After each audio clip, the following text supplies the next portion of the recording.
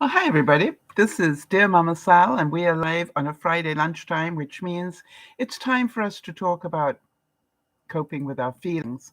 And the feeling that I wanted to talk about today is the feeling of mindfulness.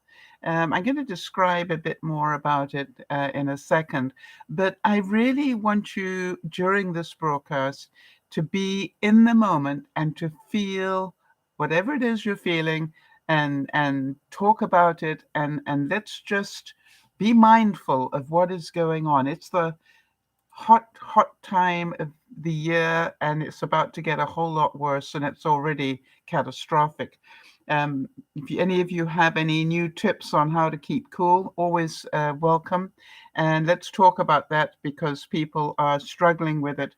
Our quotes today, by the way, will come from the Dalai Lama. Um, I always think if there's anybody that was ultimately mindful, it's probably the Dalai Lama. And so I hope that you enjoy them. And the idea is that if I give you a quote and it brings up something for you, remember to discuss it. Those of you who are new, welcome. And just to let you know, Dear Mama Sal is not just me, it's a group of people who get together on a Friday. And well, on a Friday, we get together twice. We get together at lunchtime to talk about feelings. We get together on a Friday evening to cook on a budget, on a serious budget. And then on Sunday afternoons, we talk about coping with stress. We all have that. Hi to Jody, who is our admin, and hi there, Kimmy. How's the weather where you are? I got a feeling that you are probably in very hot weather at the moment. I'm pleased to tell you that I'm very, very glad that I got my air conditioner this year. And even though it's, a mobile one and whatever, it's doing a great job. And it's amazing to me how I was busy in the craft room this week and I walked from my craft room into where the air conditioning was. And I didn't even sort of intentionally do it. I just suddenly felt a temperature change and I went, wow, that's how effective the air conditioner is in the front end of the house. I could definitely feel a temperature shift, so I was very happy with that. Remember, my favorite monk, Thich Nhat Hanh, said it is really important to smile, breathe, and go slowly. As you are struggling, as we all are, with the heat, remember to smile. Be grateful you can feel it. If you do know what I mean, try and find humor in it. Um, Breathe, very important. Get out in the late evening or early morning, whatever you can, to get fresh air. You don't want to be breathing in air conditioning all the time. So make sure that you um, get some fresh air going. And then if you can do that and I'm going to talk a bit more about that in a second, but it's really important to help you cope with, you know, everything you're feeling. And remember, this is always a difficult time of the year. Everybody thinks that summer's, meant to be a fun time of the year. I'm amazed. I sometimes feel more dis-ease in summer than I do in winter. When I'm stir crazy because it's, you can't get out as much or whatever. But it is interesting to me that I always have, and Jody will tell you that from her experience talking to me over the years, and assisting me over the years, that funny enough, August for me is always a difficult time in terms of Dear Mama Sal. Difficult because I often wonder, is it worth doing? Is it still making a difference? Is it valid? And it's really funny. So that helps to be aware that we go through these phases. And I'm pretty certain for a lot of you, you go through these waves of emotion, and that's quite normal. Just on a side note, I don't know if I'm the only one, And please, if you happen to be watching on the replay, feel free to leave me a note. But am I the only one that's really glad that the new season of Virgin River came out this week? And it was just like, it was such a great reward for me. If I get this and this and this done, I can binge watch, And then the next day, if I get this and this done, I can binge watch, And binge watch to me is to watch 2 episodes. So I'm not sure how many there are in this new season, but I could be getting close to the end of it. But I just wanted to let it's just a small um, reward, but it's a good one for me. The Dalai Lama said, share your knowledge. It's a way to achieve immortality. All right? Share your knowledge. It's a way to achieve immortality. And this is about, don't think that just because you are who you are, that you don't have knowledge to share. I think we all have knowledge to share. And one of the things I said early on in my life, before I became a professional speaker, was, what do you do when your talents are that you have a big mouth and opinions? And somebody said you speak. Hi, Jeannie. Good to see you as well. And it was just like, yeah, there is, if you want to know what your positives are, look at your negatives. And that's what somebody said to me. If you want to change your life, take your negatives and make them work for you. And I remember rolling my eyes and saying, well, hello. What do you do with this, and this? And he said, I'd become a professional speaker. If your most natural talent is talking, that's what I would do. And it was so funny because it was like I just was blind to that. How many of you agree that so much of the time you're so blind to what is right in front of you, and that is okay? All right. So, Kimmy's saying that she got AMC Plus for free to binge watch one season of Dark Winds. You see, everybody has their way of distraction, and I must admit I don't have AMC, but it's good to know. Is it? I gather it must be worth watching if you, signed into a channel just to watch that, Kimmy. Birthday's coming up. I know it's Linda's birthday on the 25th, Linda in the UK. And then for those of you who remember Farmer, it's his on the 26th. So happy birthday, guys. I hope if you happen to listen to this, I hope you have a wonderful birthday. Just my weekly reminder at this time of the year, please, if it's too hot for you, think about your pets. And it doesn't matter what your pet looks like, whether it's a snake, a turtle, a Komodo dragon, whatever it is. If it's too hot for us, think about how are they coping, and spend as much time keeping them comfortable as you spend keeping yourself comfortable.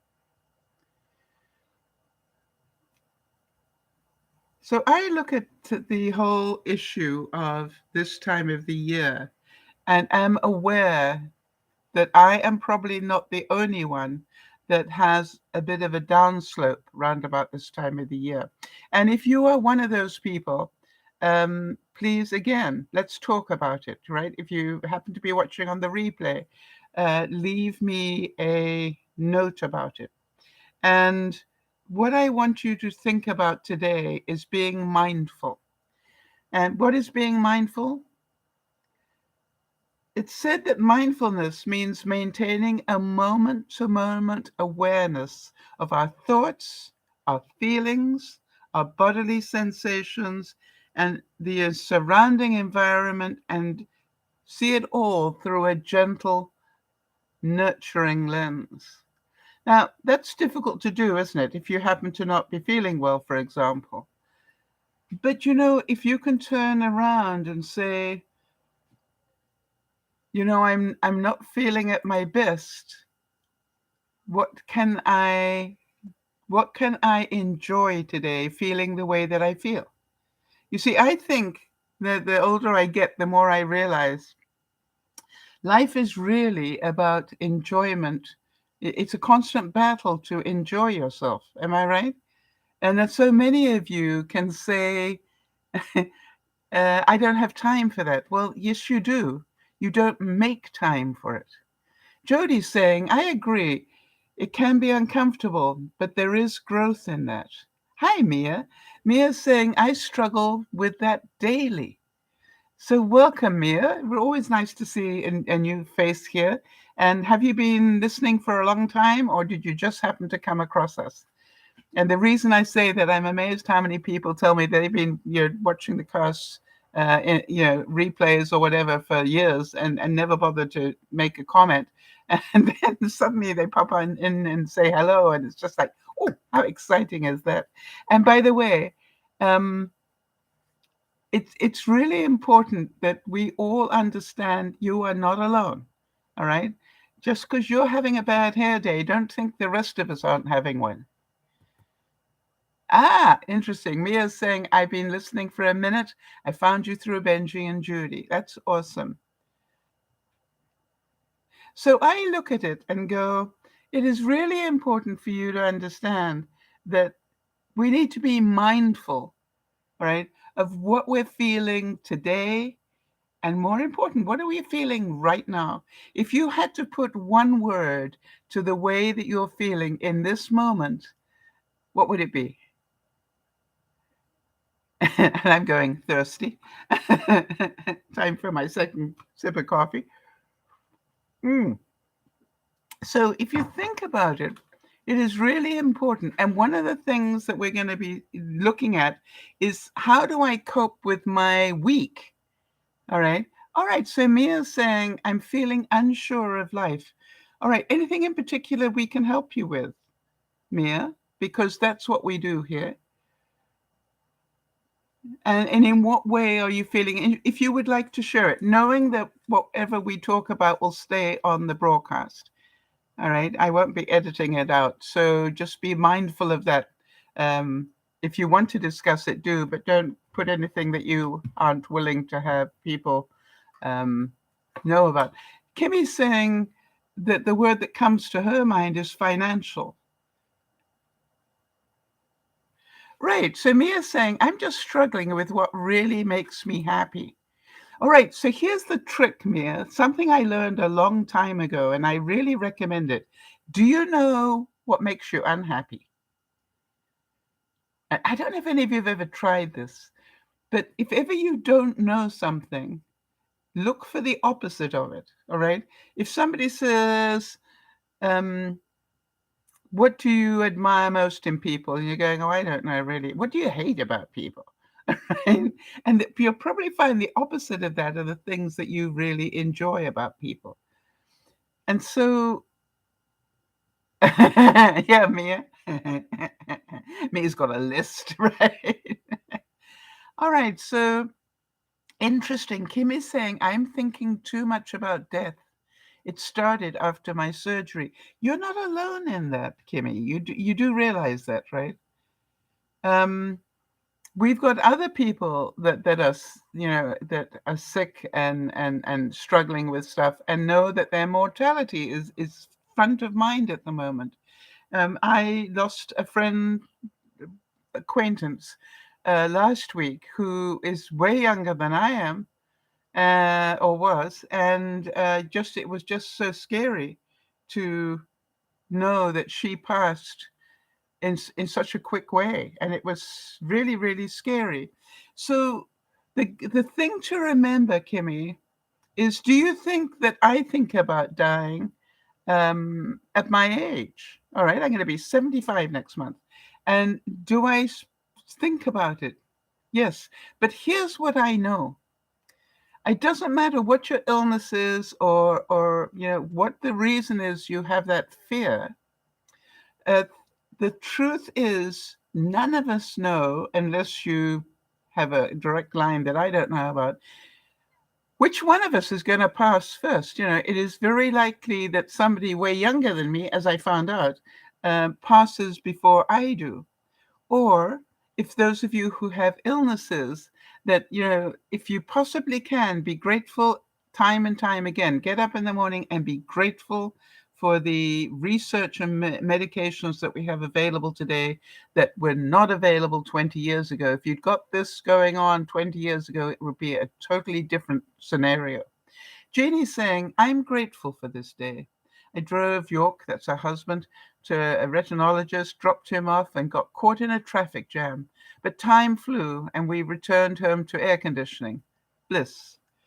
You know, one of the things I always say is that if ever I get caught up on traffic that sort of delays my journey, I always go, there's got to be a good reason for this. Why I'm being held up like this. I didn't expect to be. And, you know, it's amazing how if you can just have that split second of, there's probably a good reason. It may have, this delay may be saving my life. And I'm amazed how many times I will get caught up in traffic. And then after the traffic clears, I find out there was an accident. And if I'd been a little bit earlier, I would not have been stopped by the traffic. I would have probably been in the accident. So, you know, I look at it and I give thanks. Yeah, Kimmy's saying that as well. Yes, I'm so grateful and I thank God that I get up every day. Yes. Kimmy, can I mention what your operation was about? Because I think that's interesting for people to know. Just let me know if it's okay for me to discuss it. The Dalai Lama also said that once a year, go somewhere you have never been before. Right?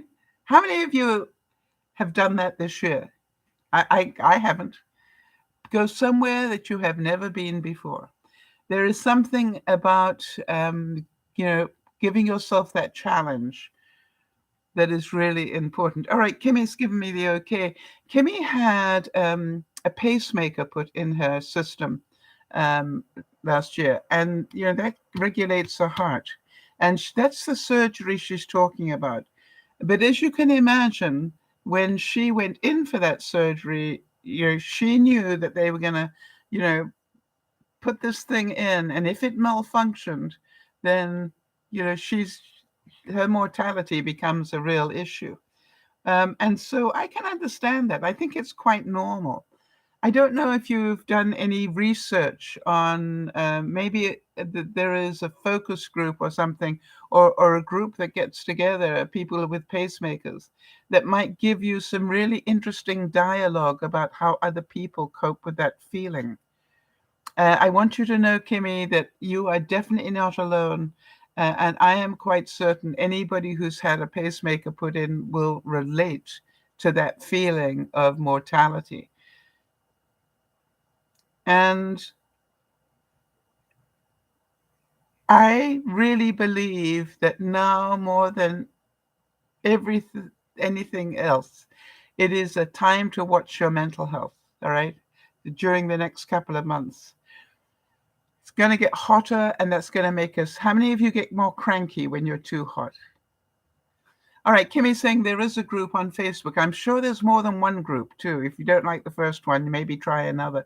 But, you know, I would get amongst people who understand what you're talking about, all right? And been there, done that, got a T-shirt and moving on, all right? So I think it's really important, Kimmy. For those of you who may be ill, there is great value in getting into a group of people that have similar illnesses. Because they will have tricks of the trade for you, things that they've discovered. I've always said that some of the best people that ever helped me in my life when I had depression issues were people who had been depressed, right? Who knew, you know, had a real knowledge of what I was feeling and didn't minimize it. And what they did is they helped me take the steps. And I then, because I got that sort of support, I then find that I don't I don't want to go back there, all right? Because I now know that going into depression, if you don't catch it early enough, you know, you end up with a clinical depression, and that requires medication. And, you know, so now when I feel that vortex start, I really work hard at keeping myself out of that, getting sucked into depression. Jody's saying, I lose my patience in the heat. The humidity affects my lymphoderma. Now, for those of you who don't know, lymphoderma is when your body swells up, you know, your body isn't processing liquid the right way, and your body swells up. And that is something that Jody has. And it is amazing what that does for your mental health, Jody. I know that just having, my version of that, which is edema, all right, which is I swell up in the summer. I retain a lot of water. And I had done so well losing weight. As you know, I'd lost nearly 15 pounds this year. And then suddenly the heat hit. And now I am storing all this water. And that's heavy stuff, I've discovered. Kimmy is saying, the weird thing is that the cardiologists do not want you to look at those groups because some of them are misinformed. I want to tell you something, Kimmy. I understand that, but here's what I know to be true. When I was talking to my doctor a few years ago and he asked me a question, I said, oh, let me check that on my watch, because I've got one of these Fitbit things. And he said that is useless. I said, is it? I said, let's see how useless it is. And I checked my resting heart rate and I said, okay, let me know what my resting heart rate is by whatever system you're using. And he told me, and then I just showed him, this is what my watch is telling me on a moment-to-moment basis. And by the way, is it within a point or two? Yes. I said, so it can't be that wrong.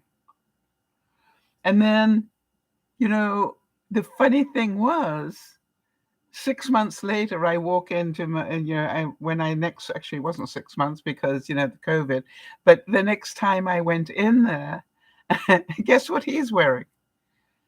Uh-huh. And then he was saying to me, you see, I can tell you all those things now, Sal. And I said, exactly. So sometimes, it takes a while for even doctors to catch up with what the technology is doing.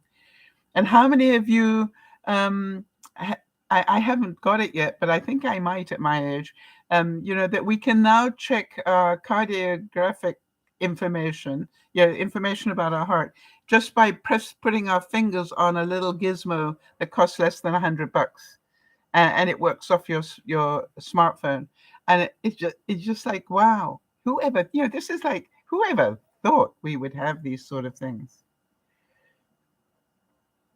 How about this one? We can live without religion and medication. Oh, not medication, meditation. Sorry, everybody. All right, I'll start that again. We can live without religion and meditation, but we cannot survive without human affection. One of the things we all need to be mindful of is remember to go out and meet people. All right.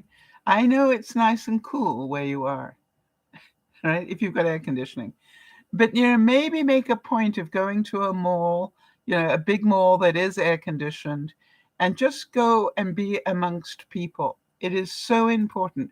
Most of us are social beings. I met somebody this week, one of my neighbors here in the community. I'd never seen her before.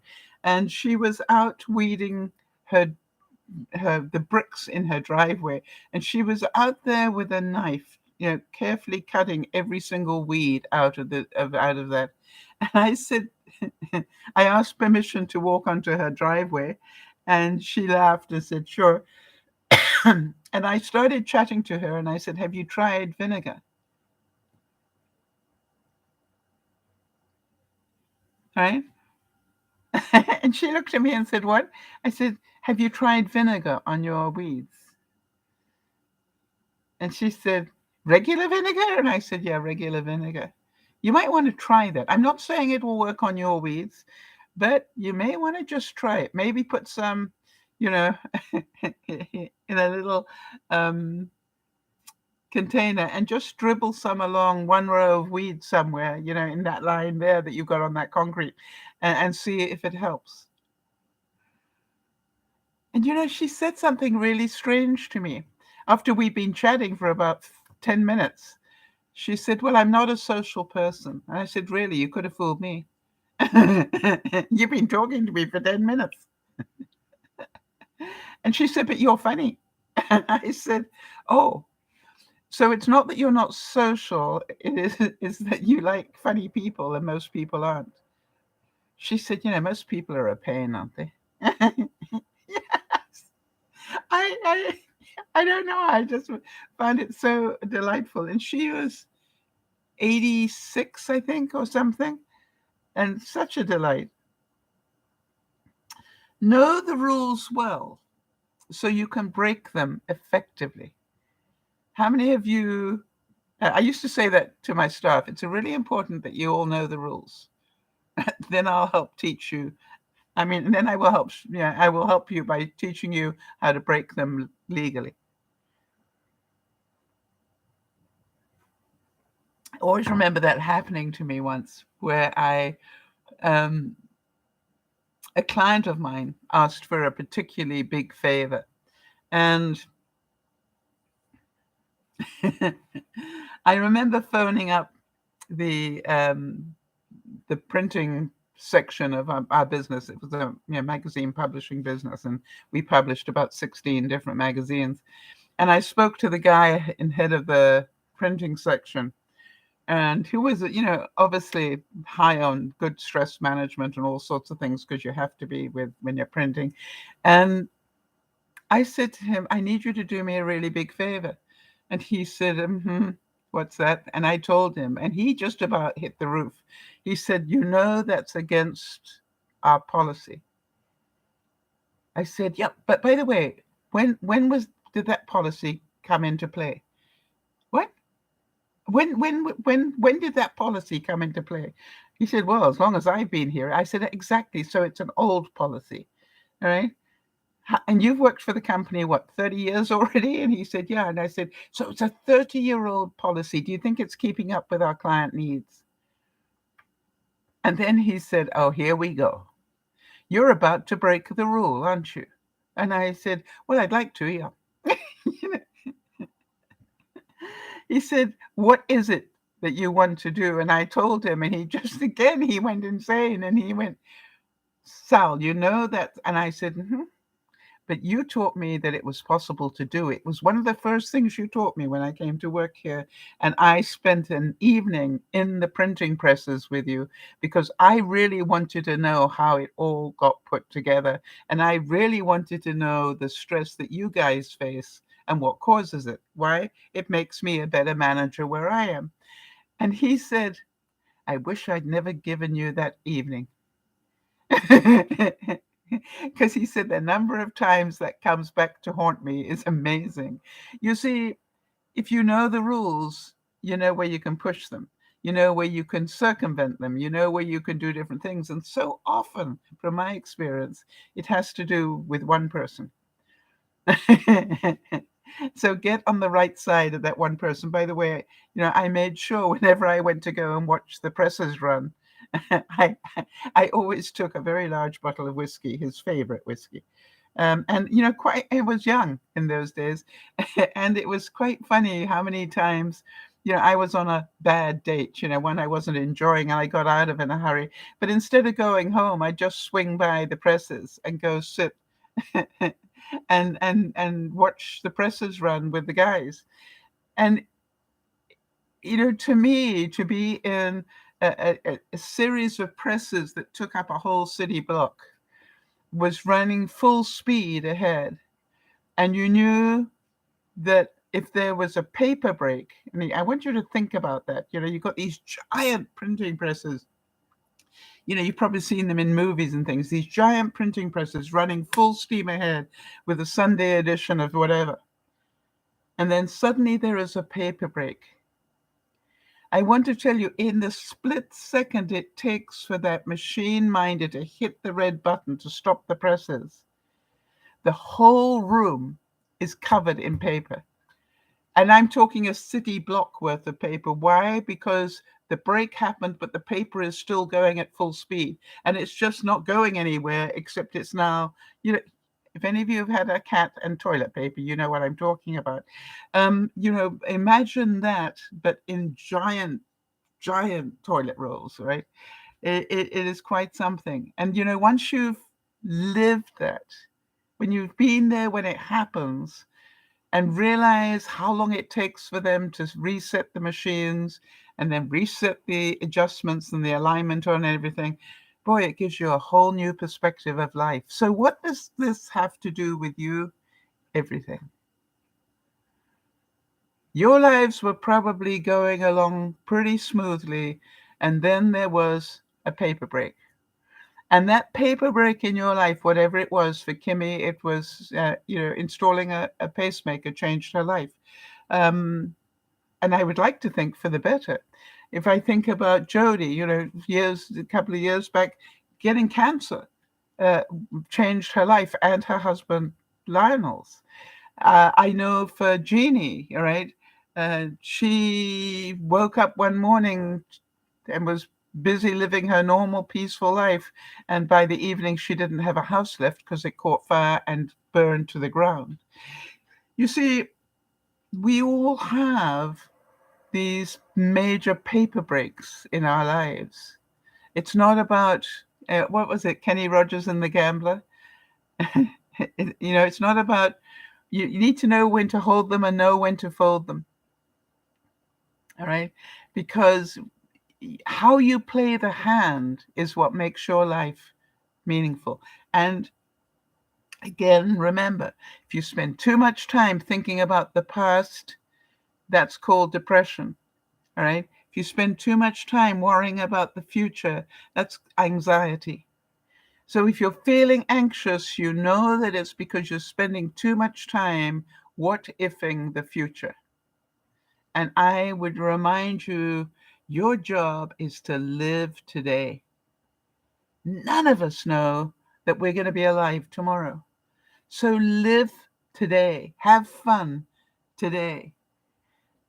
And so to me, when we can understand that, we live a more meaningful life. Live today. So I wanted to tell you how I spend my week, because I want you to be more mindful of of maybe when I tell you what I do, it will help trigger something for you. And if it does, feel free to drop me a note. Okay. Every day I work hard at spending, after after my coffee. All right. I go out into the fresh air. And I can choose what I do with that time because it's what I call my fresh air segment, one of two. All right. I try to do this twice a day, where I go out and I can do whatever I want to do, but it needs to be outside.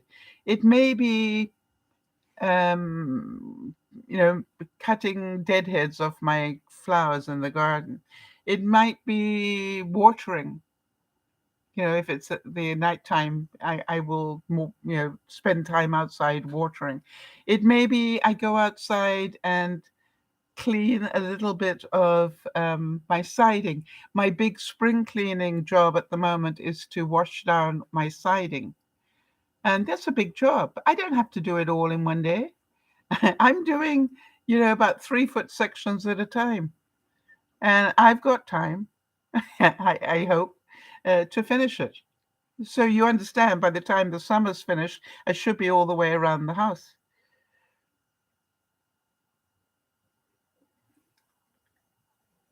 How about this? Although you may not always be able to avoid difficult situations, you can choose to modify the extent to which you suffer by how you choose to respond to the situation, right? And we all know that it is not what happens to us that makes us sad or angry or terrified. It is how we choose to process it.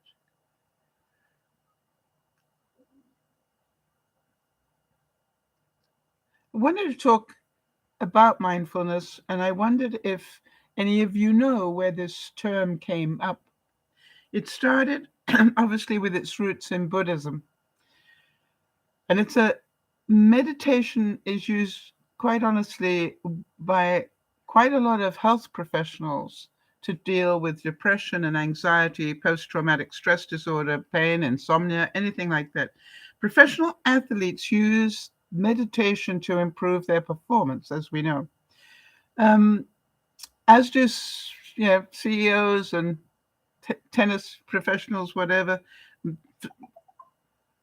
programmers, anybody that wants to get focus. I think it is important for you to understand that mindfulness is having focus on the moment, all right? Don't let your mind wander one way or the other. Or when your mind does, just let that thought go through because you are focusing on this moment. And that's, it's just thoughts. That's all it is thoughts. And if you are allowing negative thoughts to occupy your mind um, without cleaning it out, then you know what will happen. In 1979, John Kabat-Zinn founded the Mindfulness-Based Stress Reduction Program, the MBSR program, in the University of Massachusetts to treat the chronically ill. This program sparked the application of mindfulness ideas and practices in medicine for the treatment and conditions of both healthy and unhealthy people. What has mindfulness got to do with my daily routine? What has mindfulness got to do with my daily routine? I make sure I give myself breaks away from what I'm doing and time to recheck into how I'm feeling, how I'm doing. And those are my, what I call reflection moments. All right. And I do them all through the day now.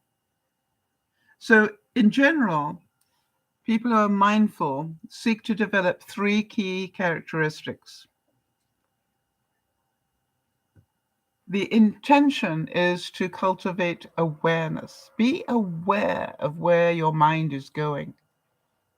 Don't just let it run. Don't let it just go there.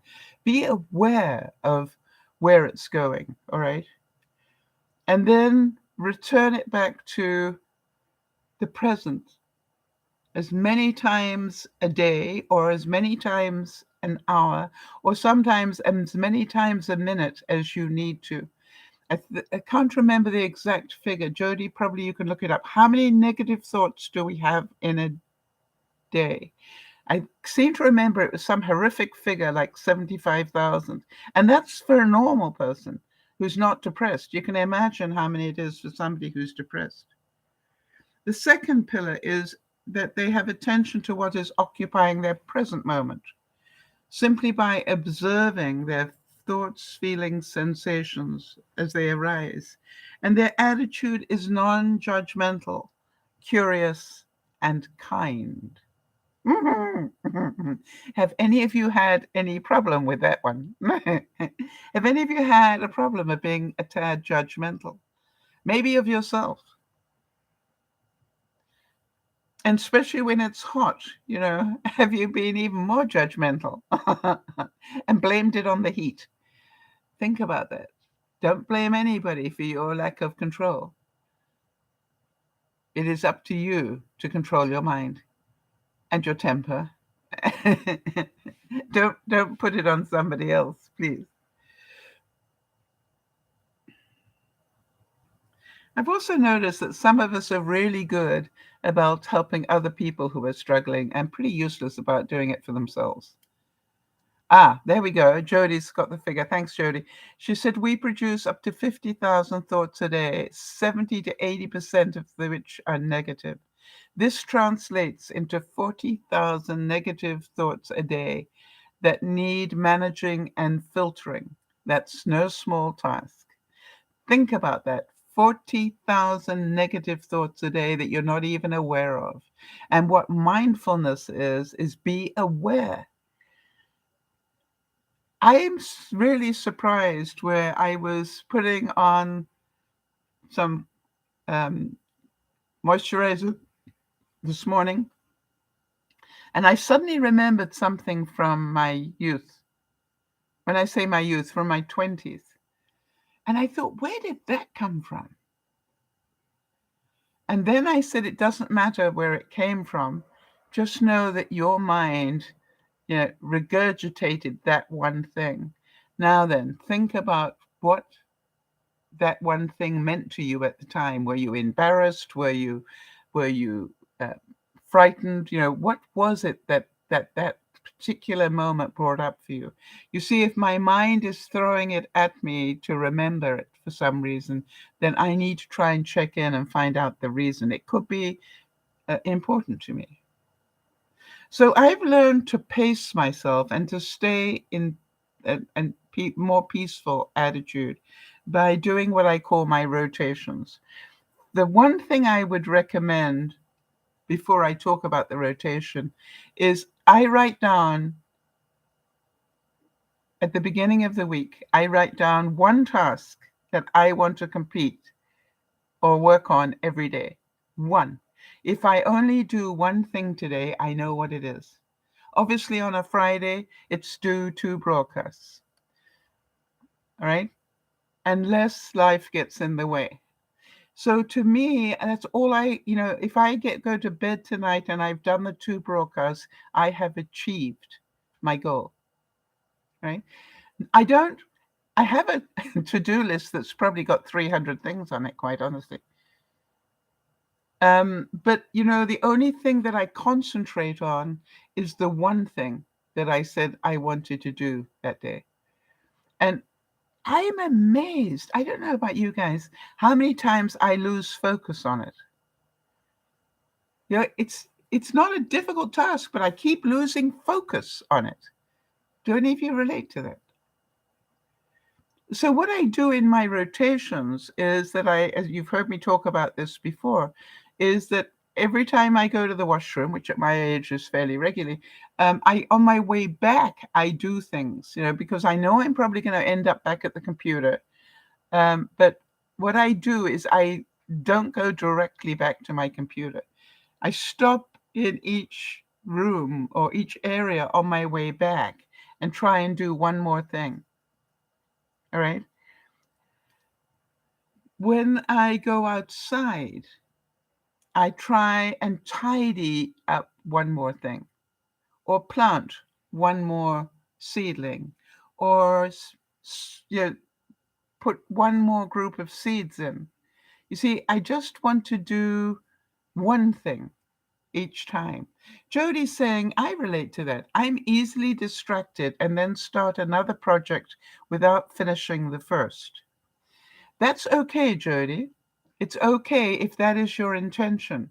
If you say, I want to dedicate 1 hour to doing this project, and you've done the hour, then it's okay. You see, I think what happens is that you beat up on yourself because you can't do all that you want to do. Would that be true? Which means that you probably are totally overextending yourself. And that can only lead to pretty negative thinking, right? Because every day you become a failure, not a success. So I want you to think about this, Jody. Do you understand how I just do one more thing? So if you ask me at the end of the day, did you do one more thing towards whatever my major goal is? One more step. Jody, you and I talk quite regularly. How long have I been trying to fix the problems that I have on my website? A year? More? You see, I just keep taking one more step. It's back up running, and now I am busy re-inputting information, or it's going to go in a moment. But you know that I've been taking it one step at a time, and some of those steps took me months. But I knew, and you know me well, I'm patient. I knew eventually I would be able to do that. All right, so Kimmy's saying, I relate to that. Took walking through the rooms and cleaning. Right. It's amazing how just one more step, one more step. Let me tell you about how I do my wash, all right? I do my wash at night, 9 times out of 10, because I don't want more heat in the house during the day. but I do it at night. And then when I take the things out of the dryer, I throw them all on my bed. And I must admit, the first thing I do is I sort of smooth them out. I take a little spritzer of water. If anything looks a bit creased, I spritz it and put it on. And I just put them in groups. The shorts go here, the tops go here, the tea towels go over here, my undies go over there. All right, do that. And that's all I do. Just sort it so that it doesn't crease more. That's why I do it. And then what I do is every time I go to the washroom, I put some things away. All right, because they're still on my bed. So maybe I put another set of shorts and top, and I'll go hang up one set up or two. That's it. I've done another step. And the next time I go to the washroom, I do it again. And guess what? By the end of the evening, I have got all the wash put away, and it wasn't a drag, and it didn't interrupt binge watching too long. It just is just a different way of working. Just do one step. You don't have to do the whole thing.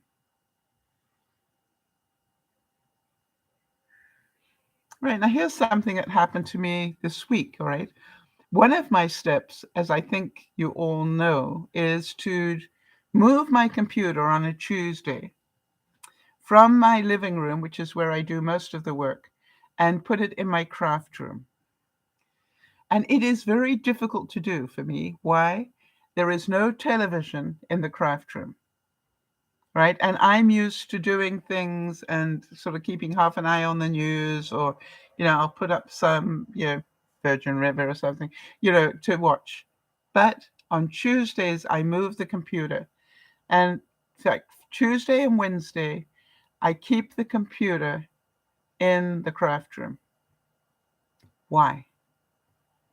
Because I want to be more mindful of how much time I waste getting distracted by television or things like that. Now, I've got my computer with me, so I'm still getting social media type stuff. But it just is a change of pace. But the other thing it does is it really creates incredible peace of mind. My mind works differently when I'm doing something creative. And I know a lot of you are creative people, so you'll understand what I'm talking about.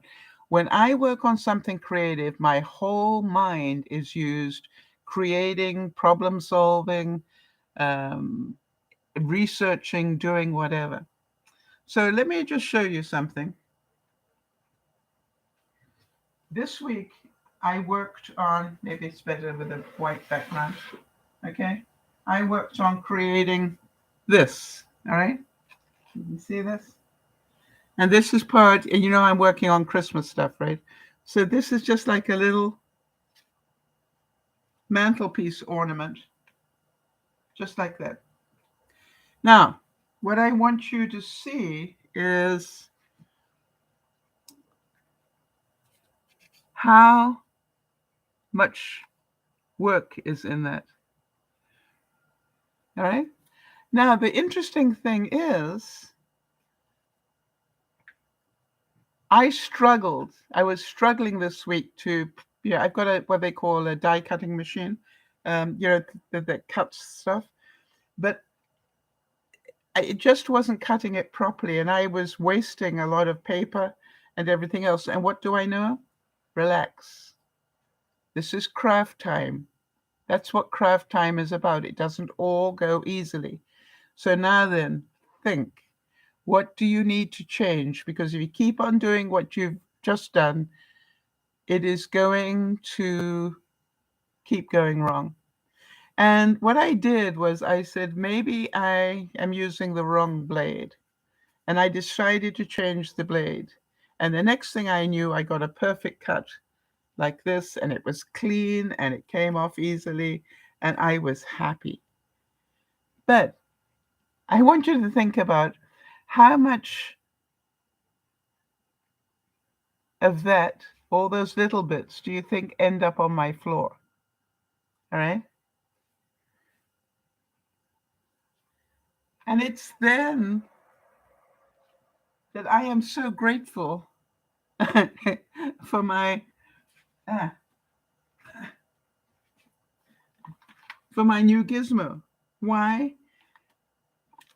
You can probably see there, it picks up little bits of paper fantastically. All right. And so what I've learned to do is when I'm in the craft room, I have that and I put it intentionally on in the bit that I will walk across to leave that craft area. Why? Before I leave the craft area each time, I clean up the bits. See, it's part of my rotation. And the reason is because if I don't do it, the amount of bits I track through the house on the bottom of my shoes or whatever, just amazing to me. Now then, after I got that working, you understand, I know how that works now. This is why I start Christmas so early. So now I can make bigger ones or smaller ones. I know how it works and I know what blade to use. Then comes the bit that's funny about being creative. Once you got that problem solved, immediately you want to try something new. Don't know why that is, but it's true. So the next thing was I built the house. Let me show you that.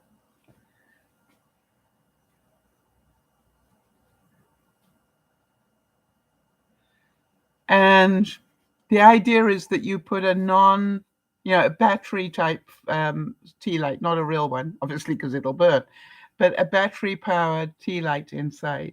How many of you can imagine how pretty that's going to look and how that will spread patterns across the room? But you also understand once I'd done one and put it together, I needed to learn, I wanted it to be flat. All right. So I needed it to, hang on a second. Oh, I can show you like this. I needed to be able to mail it to people flat like this. But then when they got it, they could spread this out, obviously. So that'll mail in a regular envelope, no problem. But this little house, I realized I would have to send it flat, but then I would want to make it fairly easy for people to put together. So, some assembly would be required. So then I did a second one to see what it would look like as a set. How many of you are going, that's pretty? All right. Can you imagine that on your mantelpiece as a grouping? All right. And so, but what I want you to understand is, do you think that was easy to do? And how many of you are going, there's no way I'd have the patience? You see, the thing is, I know it's a really important thing to keep challenging my mind. If I don't use my brain cells, I will lose them. The reason I go out and breathe fresh air is if I don't feed fresh air into my lungs will get used to not having them, not having fresh air. And it will depend on things like air conditioning and stuff like that. I need to go out. I need to smell real smells, like fir trees and dirt and compost. And, I need my senses to take in reality. Reality is not air conditioned air. Reality is real air, however bad it may be at the moment. So I don't want to tell you how many hours I spent learning how to do this. All right? How many hours of work? And how many times it failed? But to me, I wanted it to work. So I kept working at it until I got it right. Now, will I still have some go wrong? Of course I will. That's reality, all right? But the main thing is, the one thing I know about feeling better about life is achievement. I cannot tell you how important feeling daily achievement is. for your mind. Hi, Erit. Good to see you. And I think Ginny came as well. Good to see you as well. So look at that and go, how much time did it take? As much as it took. All right. It wasn't a race. I wasn't trying to do it quickly. I wanted to learn how to do it. And by the way,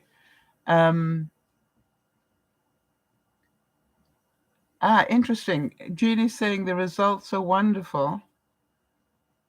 Really lovely. I'm glad you like it as well. And so kind of you. What is the so kind? Just so I understand. But you also can understand the mess that it makes in my craft room, right? Think about that. I am creating more work for myself by doing intricate work like that.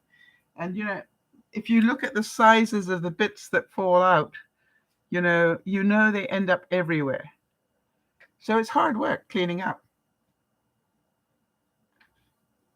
And the other thing that was on my wish list is, how do I use up, right? Doing stuff like this, you end up with lots of little bits of paper left over. And I didn't want to just throw all that paper away, but what do I do with it? Another achievement coming up, right?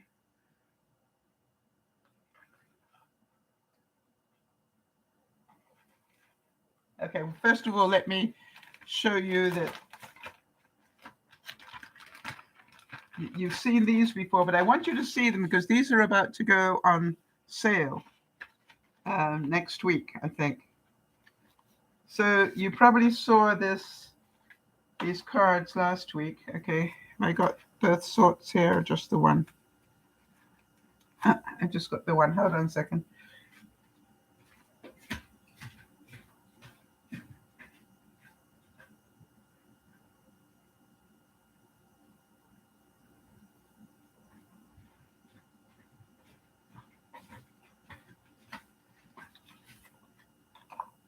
So these are, yeah, Kimmy's saying, I create confetti. Yeah, absolutely.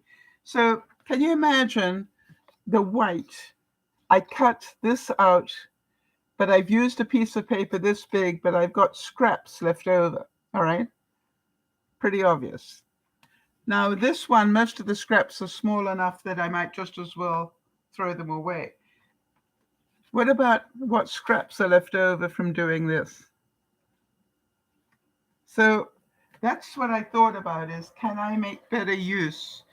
Or this comes out of an 8.5 by 11 piece of card, all right? So what can I do with what's left over? That's how my brain works, all right? I'm wasting good paper, and paper is money. So what can I do with it? And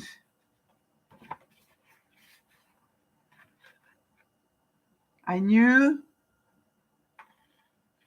that I would come up with the answer. For some reason, this one doesn't want to stand today. Are you ready for this week's major achievement? What if I made cards out of the scraps? Right? And once I did that, I went, and this is what happens when I do creative things, all right? Once I start on something like this, it gives me all sorts of other creative ideas.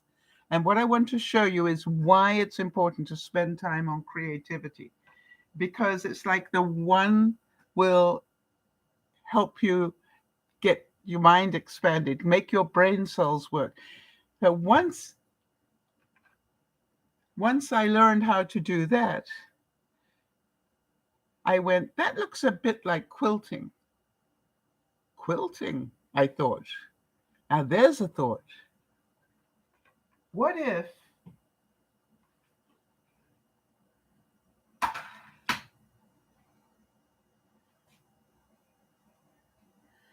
if I take this? I can then change it. And this is what I want you to see. This is where being creative is so important. I just want to put this together for you so you can see what I'm talking about.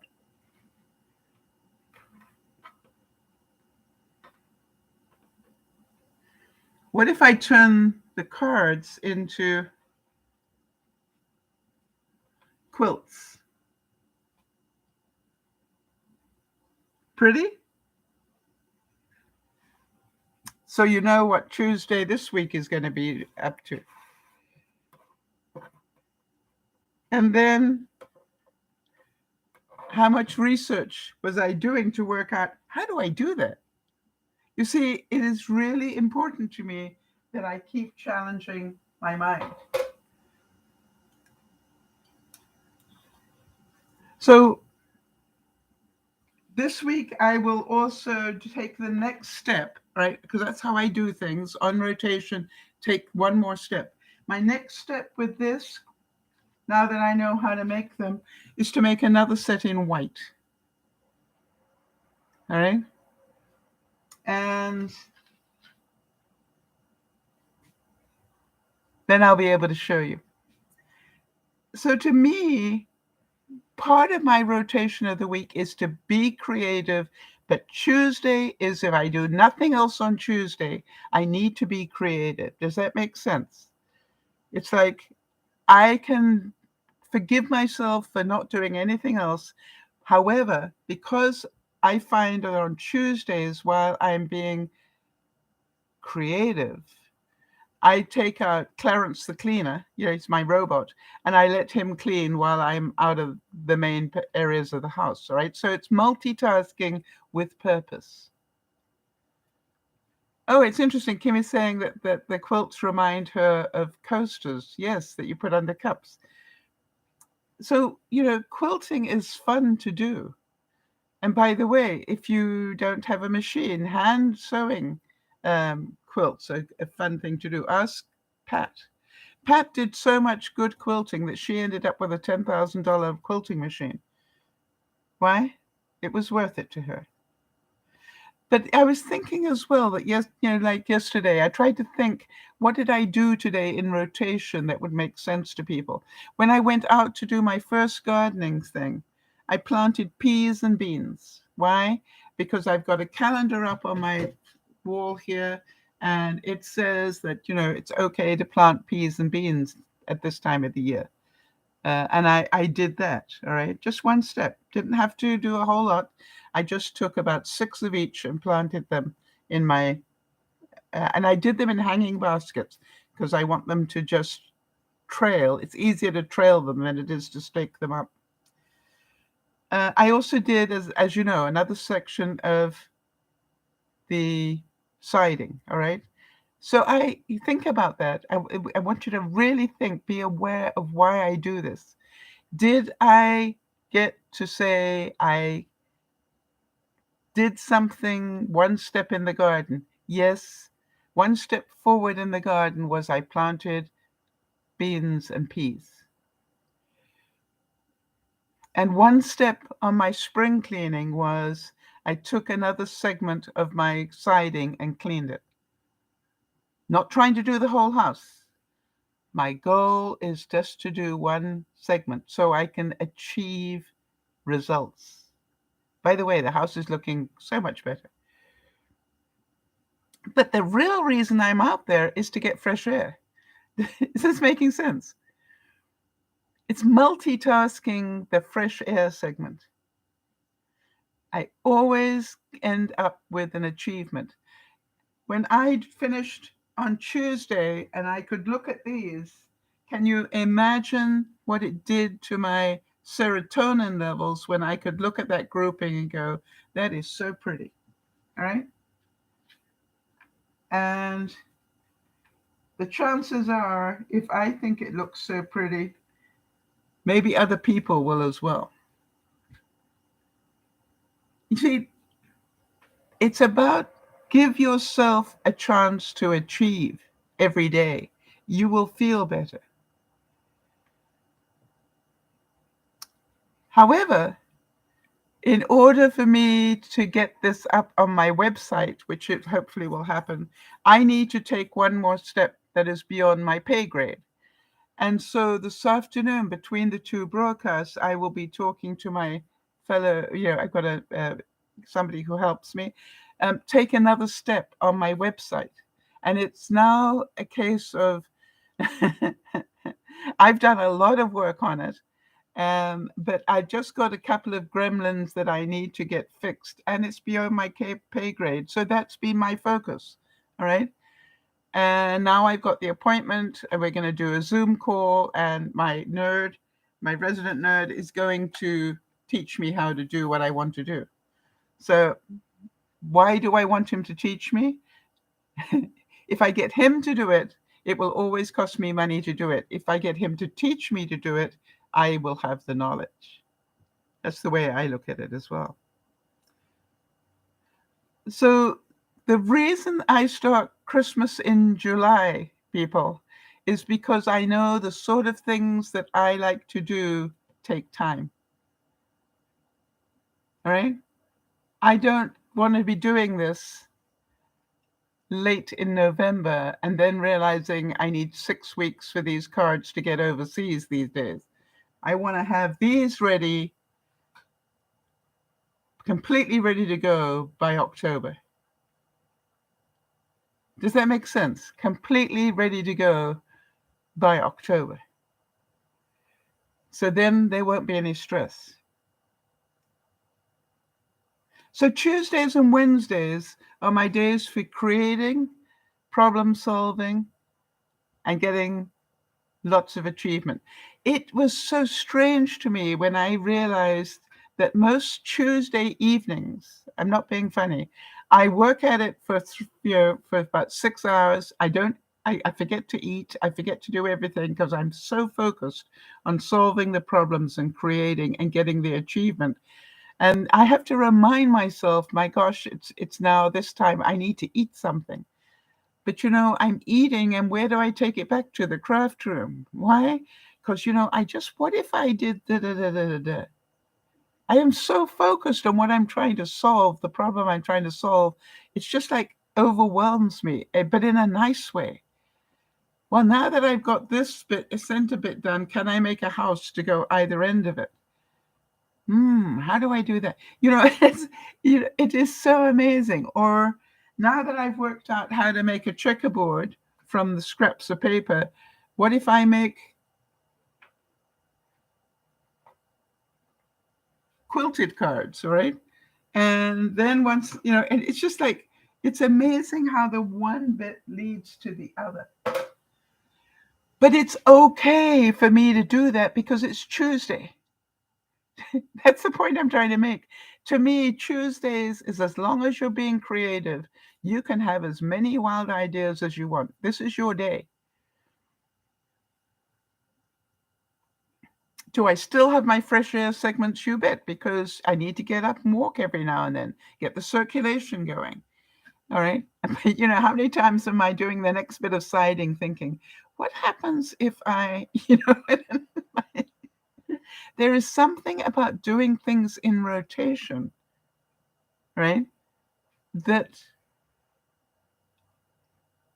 makes you more creative. So even though I'm still doing the little rotations of, fold one more thing on the bed or put two more things away on my way back to the craft room, I'm still thinking about what it is, but I'm giving myself the space for my mind to think about it and come up with solutions. If I stay sitting in the craft room the whole time, I'll get so many ideas, I'll be overwhelmed. How many of you know that feeling of overwhelm, where you create more and more thoughts, and you can't get them down on paper because you've got too many of them? That's stressing your brain out. That's not helping you be peaceful. Okay? Take those ideas, put them down, but give yourself times to play with them. Remember, it's my one task on Tuesdays and Wednesdays is to be in the craft room and play. What do you think that does for my mental health? How much do you think my inner child goes, oh, that looks so good? That looks so good. All right. Uh, It's important. But you're asking what sort of machine do I have? I have something called a silhouette.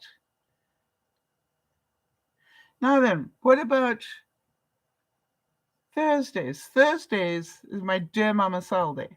All right. I work on the website. I work on the website a little bit every day, as you know, it's part of my rotation. But on Thursdays, my number one goal, obviously, is to prep the broadcasts. All right, that's the only thing. If I do nothing else in the day, on Thursdays is get the bones, the framework of the broadcast together. Now, I do three different broadcasts over the weekend. They take a lot of time. But it's all time that I thoroughly enjoy most of the time. Why? Because I leave myself enough time to do it. All right. So I thought I would tell you how I do it. Any of you interested in that? How do I not make it stressful? How do I make it so that I can press the button at 12 o'clock lunchtime on a Friday and have a broadcast ready? And then 7 o'clock on Friday evening, I have a cooking segment ready. And how about that, 3:30 on a Sunday, I have the coping with stress segment. It doesn't happen by chance. It happens because I have a rotation of things that I do every week that make it possible. Now, you're pretty sure you know that during the week, all sorts of ideas come to me. And what I do is I have a database system called Asana. And I just throw my ideas into there. And it just goes into a collective pot for the broadcast, all right? On Thursdays, I take anything that I've thrown in there, and what I do is, put them into categories and decide what I want to do with them. Okay, Kimmy's asked me what are the different types of silhouette machines and which ones do you have? Kimmy, I have the Cameo 3. And I have worked it really hard. If you go to the DearMamaSal, actually, if you go to the notes underneath any video of mine, Kimmy, and go to one of the links is to my craft, I think, or a kitchen and craft or something, there is a segment that will be suitable. I just don't know what it is offhand. I'd have to look for it, but it's probably up on there. And if it isn't, I'll send you the link. All right. So the first thing I do, all right, is I have a system that I work to. Right? Systems save you time and effort. So every week I do this in the same order, right? I do it in the same order. Why? I'll explain why. So I start off with, I know I'm going to do 3 broadcasts. So I start off with those warnings that you get that are come from YouTube or so when you go to the DearMamaSal channel on YouTube here, it'll show you what's coming up, right? I do those first. However, to put the warning up for Friday lunchtime, I have to decide on a topic. Why? Because I always put the graphic on when I'm designing the broadcast, it needs a thumbnail, one of those little pictures. So that is the first thing I do, is to decide on a topic. If one of the other things that I put up didn't inspire me, I need to find a topic. Sometimes that takes time, all right, because I'm not really feeling it. So I need to get something that I can feel about, because if I'm going to stand up and talk about it, I need to be able to feel it. So that's what I do. So then I decide, what do I want to do about coping with feelings? Today it's mindfulness. Then the next one is, what do I want to cook? What, what will be fun for me to cook. And then the third thing is what I want to talk about in terms of coping with stress. I've been doing it for 10 years. I haven't run out of material yet. So once I've got those three things, basics done, I then go back to the Friday lunchtime. The next thing I need is the quotes that will go with the broadcast. Does that make sense? That's the next bit of the one step at a time. Do I have the quotes? Here's one for you. Although you may not always be able to avoid difficult, repeat that one right. Sorry. When we feel love and kindness towards others, it not only makes others feel loved and cared for, but it also helps us to develop inner happiness and peace. I'm going to read that again because I want you to be mindful of what it's saying. When we feel love and kindness towards others, it not only makes other people feel loved and cared for, but it also helps us develop inner happiness and peace. That's a real important message. You hear me quote this guy time and time again, Dr. Jerry Jampolsky. He wrote a book called Love is Letting Go of Fear. One of the things I do every day is when I'm thinking about that one is, where did I get angry today? Because anger is not love. It's based on a fear. Worried about my mortality, worried about dying, isn't about self-love. It is about a fear. Any worry is a fear. What if? So I work hard to be mindful of those things and to have actions, have an action plan. Because the way to stop worrying about it is to know what you're going to do about it. So once I've got the different quotes that I want, the next thing I do is I work on that little warning that I put up, the 35-minute warning, right? That I work on that next, and get the link in and everything. So when it gets to Friday and the 35-minute warning needs to go up, it's all ready. I just copy and paste it in. Now, occasionally you will get that warning late. Why? For some reason, I skipped that step that week. And the reason it's late is because I had to do it at the last minute. However, I'm a multitasker. Thursdays is a great day for doing the wash, right? Because I know I'm going to be in creating the framework for the broadcast. So it's a great day to do the wash. However, on Friday evenings, I know I'm going to cook. So Thursday is also a day that I get any meat that I might need for the broadcast out of the freezer. Thursdays is also obviously a big folding of laundry day. What is the next step in the process of creating the broadcast? Do I have any birthdays this week that I need to know about? And so I check the database and slot that into that segment. Just all these segments come up for me. Do I have the broadcast? Do I do birthdays and special? By the way, if I missed your birthday recently, we probably don't have it in the database. So let me know. The other thing I notice is when I check the database and check birthdays, I like that rotation. I like looking at it. And I like seeing that it's going to be Farmer's birthday this week or Linda in the UK, right? It keeps me connected to viewers that I love dearly, even if I might not speak to them very often, right? It's just like, I wonder how Linda's doing. The other thing is, I don't know if you notice as I'm talking to you, but it makes my heart swell. You probably saw that from my body language, those of you who know to watch for my body language. There's something about seeing people's names that touches my soul. And that brings tears to my eyes, but I don't know why, but it's a good tears, no, not sad. Just, it's something very connected for me.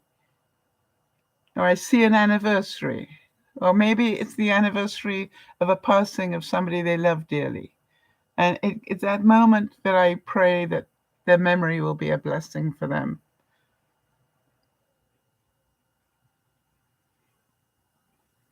So while I'm doing the research for the Dear Mama Sal topic of the Friday lunchtime broadcast, or even the Sunday or the cooking one, it requires that I go online. How easy is it to get distracted online?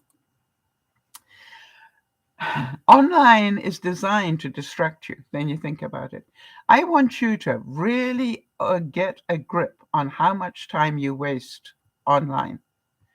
How much time is not doing what you're meant to be doing, the focus.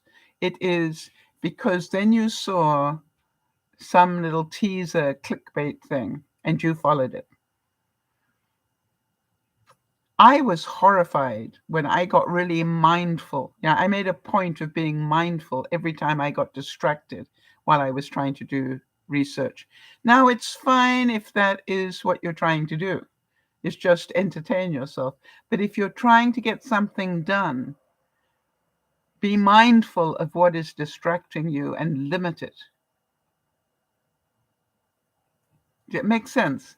Be aware, be mindful of what is distracting you. I find that cleaning the whole house would have been totally overwhelming. But, doing a 3-foot section isn't boring, right? It's just the next step. And I can get it done pretty quickly and feel good. But you understand, even doing that, I get distracted. Why? Because I see a weed or something and I'll go and weed it. And it's amazing if you get mindful of how many times you get distracted online and know that social media is designed to distract you from what you're trying to do. They want you to keep getting distracted, and then you get distracted from the distraction. And then sometimes you're 4 points down that rabbit hole before you realize, wait a minute, what did I come online to do? Have any of you ever done that? I'm sure you have. It's important to be aware, right? Be mindful of what is going on. And then go back to what you are trying to focus on. And how long does that take? It takes as long as it takes. If you keep getting distracted, it could be all day. If you focus, it probably doesn't take you more than a couple of minutes. But because of your distractions, it takes you forever. I was trying to work out, 3 foot a day. How many days will it take me to go right the way around my house? All right, so let's say my house is 40 feet long. That's 80. That's two sides at 40, 80, and then another 40. So 120 feet divided by 3. Take me 40 hours, or 40 segments, if you like, to get all the way around my house. That's all. That's a month's work, really. Maybe 2. Just 10 minutes here and there. See, that's how I look at it. And if I don't finish all the way around, I know where I finished. Like this year, I'll start again at the same place when I next do it. The other thing is, you notice when I'm doing the Dear Mama Sal stuff that I do what I call the front end stuff, and then I do the topic, right? The main topic is the next thing. And that is the biggest segment because it's normally requires quite a bit of research and quite a bit of getting the quotes. However, I know once that is in the can, once I've done that work, that the rest of it, I don't need to be as focused on. All right. I can do it during the course of the day. Just a little bit here, a little bit there, and I can fill out the rest of the broadcast. Why? Because the chances are I will spend most of the time talking about the topic itself. However, What I also like about it is once I've got that topic solidly in, I can relax a little bit. And as happened yesterday, I had got to that stage when a friend of mine had a problem. And, to me, friends with problems supersedes just about everything in my life. I will go there immediately. That's not a distraction. That is a need. Somebody needs help. So what happened was, actually, I know I made a note of it in the rotation. So we'll talk about it when I get to it, because I made a note that it happened. So as I said, during the week, I'll add little bits and pieces for the non-topic sections, all right? And I try to find something that is a learning moment. I try to find something that's a thinking moment, and hopefully a laugh or two along the way. Thursdays is a long day for me, my Dear Mama Sal focus day. And my mind wanders a lot. If I don't keep focus, it's a long day. Why? It takes as long as it takes. I get up every hour to stretch my legs and get my circulation going. I'm mindful that my body needs that.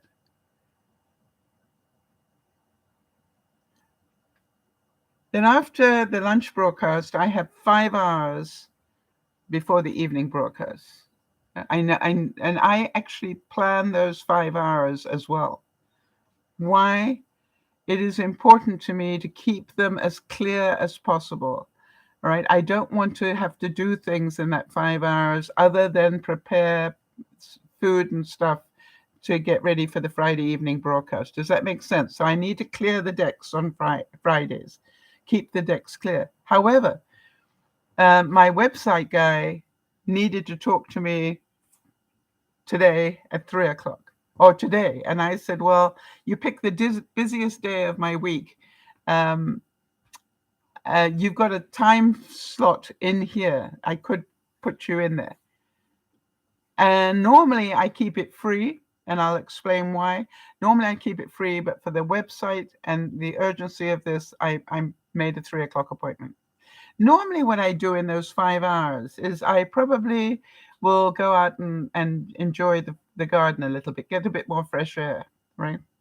I normally will make a point of taking a power nap, maybe an hour in there.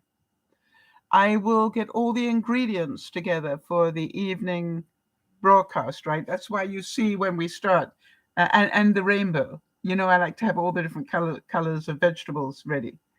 That's all part of what I do in Friday afternoon. So I am aware that the 3:00 appointment might end up being 2 hour long. So it's going to be a pushy day for me today.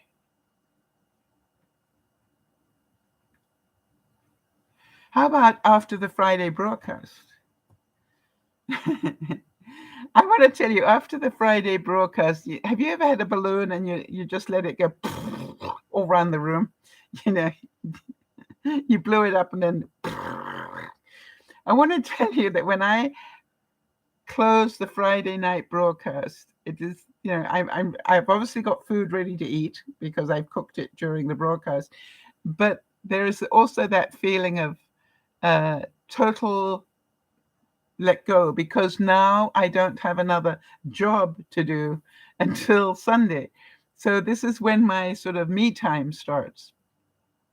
And how I do it is I will leave the broadcast. My kitchen is normally a total mess, and I don't care.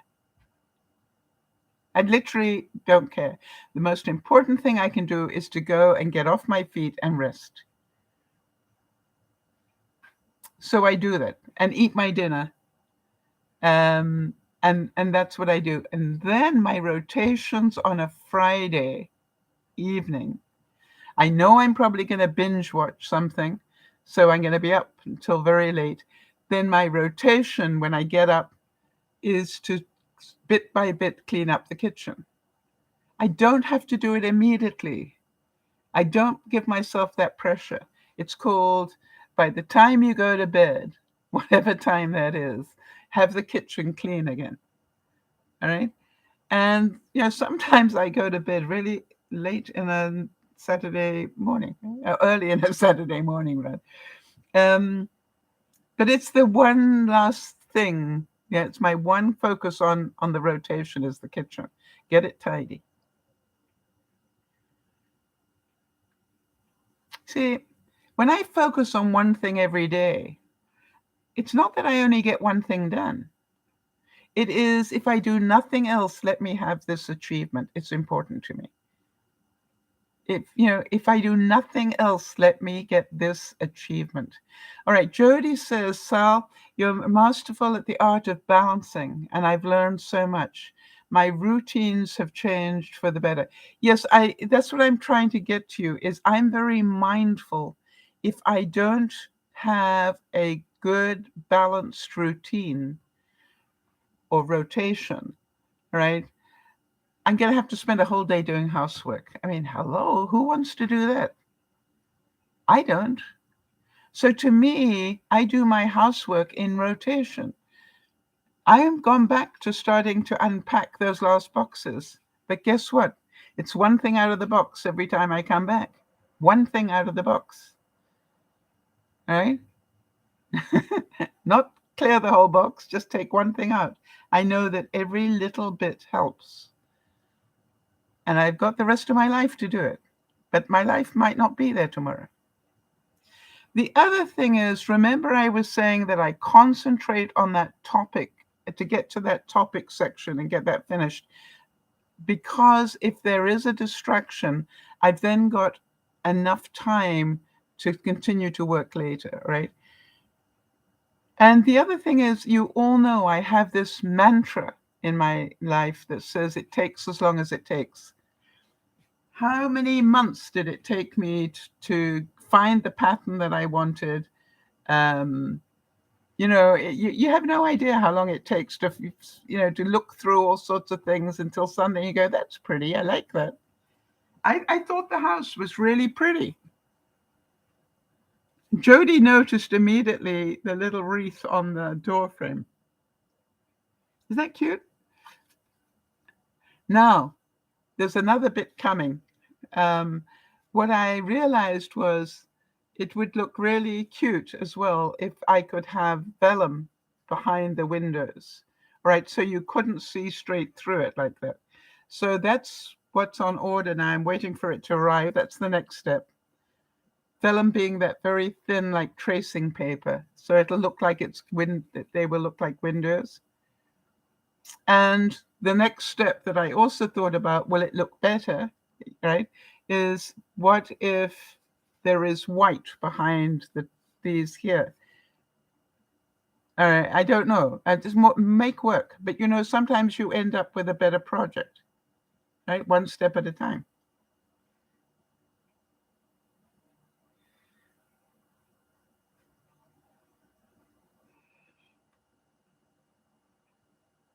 Now then, gets to evening time. And I think you all know that I am busy trying to get in 10,000 steps a day at the moment.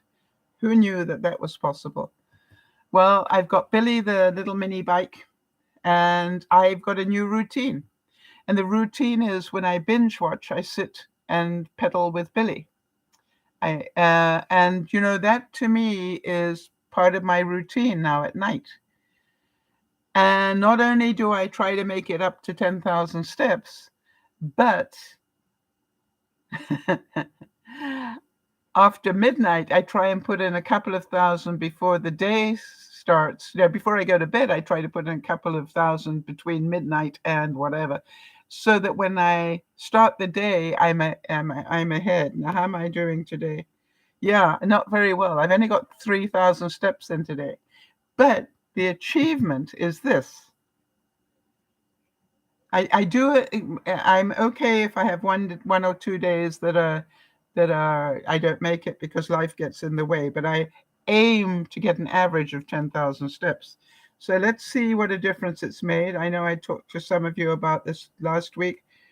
Last week I did 13,900, call it 14,000 steps. 8,014, 12, rounding it up, 12, 11, 12.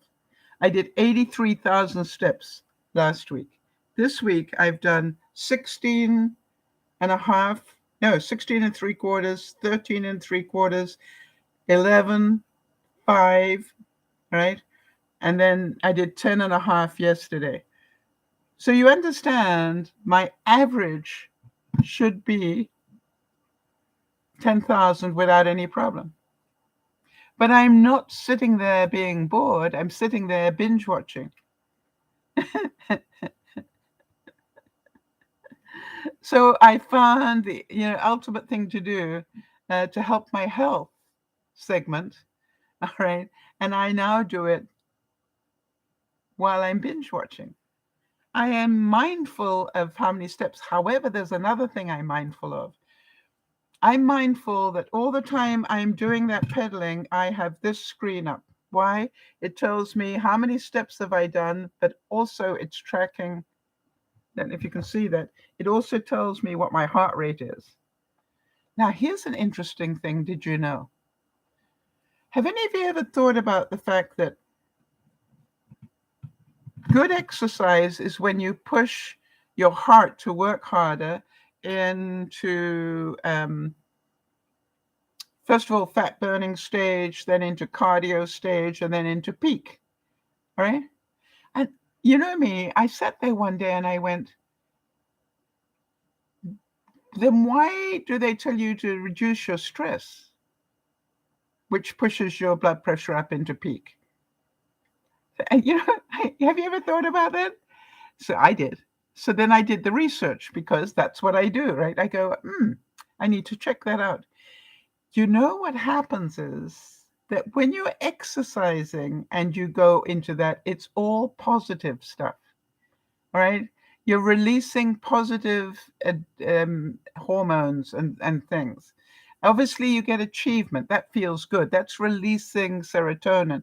It's like it's all positive stuff when you're doing exercise. And it's all about choices. Do I want to stop at 5,000? No. By the way, do I want to increase the intensity, the resistance on the bike? Boy, I tell you, I decided to to put it up a notch this week, and it was hard for me. But I fought my way through it, and it was a lot easier yesterday. I couldn't do the whole time on it, but I could do a lot more than I could 2 days ago, right? It's one or two steps at a time. Remember, we're doing.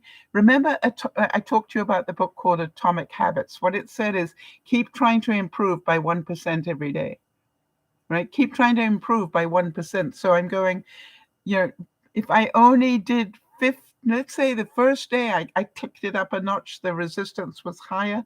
Let's say I only did 30 steps like that because my legs weren't strong enough. I went, hey, it's 30 you didn't do yesterday. So now you switch it back to where it's easy. And by the way, that is already one notch up from where it started, right? So it's like I'm moving in the right direction. So, but I did feel such a wuss for a moment when I couldn't do it. And then I went, no, you just need to keep improving a little bit each day. So here's the thing. Why is that good for you, but getting stressed out and taking you into the same zones is bad for you? What I found out, and some of you may know more about this than I do, is that stress releases totally different hormones, bad ones, things that damage you. And so that's why it's different when you're exercising because you want to do it, then you let off good things. When you get stressed, it's using a different reaction. It's fight or flight. Your adrenaline is pumping. It's totally different. And that's why I went, wait a minute, why am I pushing to get myself into cardio zone and then into peak if possible? Well, hello. Isn't that bad for my heart? No, it's good for my heart if I'm doing it the right way, not because I'm stressed. So remember that mindfulness means maintaining a moment-by-moment awareness of our thoughts, our feelings and our bodily sensations, and surrounding environment. Does your environment make you happy? Stop for a second and look around the room that you're in. Does your environment make you smile? Or when you do that, when you look, do you go, it's a mess. I need to clean it up. I'd be embarrassed if I had visitors right now. Think about that. You can clean up your whole environment one step at a time if you choose to, or you can keep letting it get out of control. My house is tidier today than it has ever been. And it's getting better all the time because I have a new thing I do on my rotations. Think about this for a second. My first rotation that I do, I tidy up through the house, right? I don't try and clean anything. I just, does it look tidy? That's the most important thing. By the way, I try and do that at night before I go to bed because it saves me having to do it in the morning. All right. And what I ask myself is, if I had visitors right now, would I be embarrassed? And if so, why? Then I know what to concentrate on. Now, there are some things that are quite good for visitors to see. Somebody once said to me, if you leave out your vacuum cleaner and a can of Pledge and put them in your living room, regardless of how untidy the living room is, it's a really good idea, because if you had visitors, then they can see you were just about to clean that room. It was just like, I thought that was, and by the way, just to spray a bit of lemon Pledge makes all the difference. But it's like, think about that. Why would you be embarrassed if people came? And do something about it. Be mindful of it and then do something about it. You know that Thursday night before I go to bed, this kitchen is clean. Right? It's part of my rotation on a Thursday is finish the broadcast stuff and clean the kitchen. So when I do my rotation away from the computer on a Thursday, I'm also working in the kitchen during that, when I get up to walk around. Makes sense. It's part of my plan.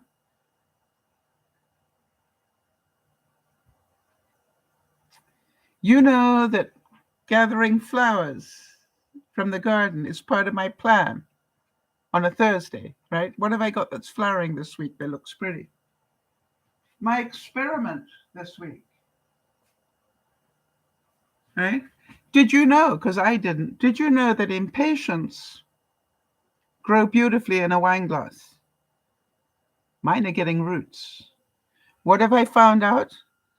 Impatiens grow roots very easily. That means, you see, that's where my mind goes. If I'm mindful of that, look at that, it's starting to grow roots. That means that next year I don't need to buy as many. Buy them early, which I did this year, but then take the cuttings and make new ones. Saves me a lot of money.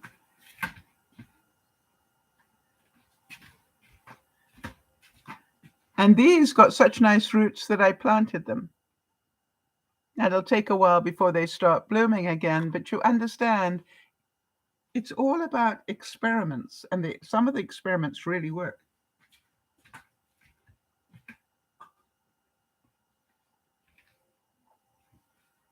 Now,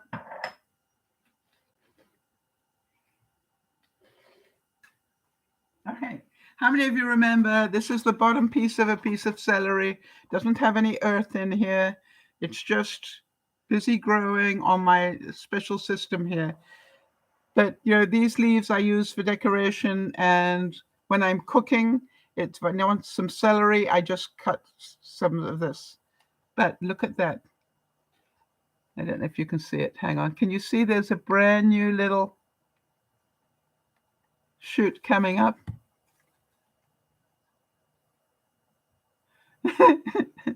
Do you think that brings me pleasure to see that little shoot?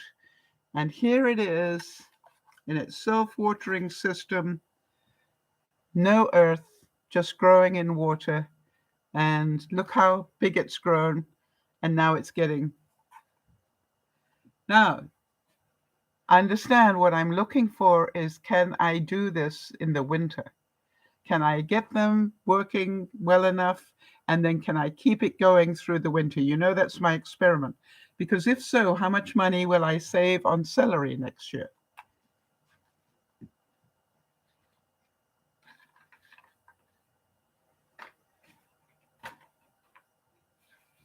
Then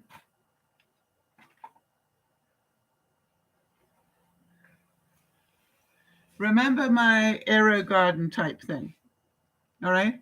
Now look at this. This is my basil plant. You know that it started to grow, but look at this.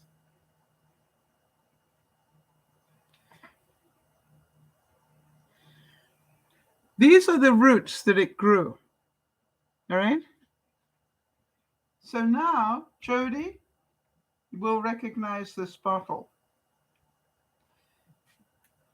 This is the bottle from my new milk that Jody, Fairlife milk, all right? Jody, I was thinking these are great bottles to have in my winter garden.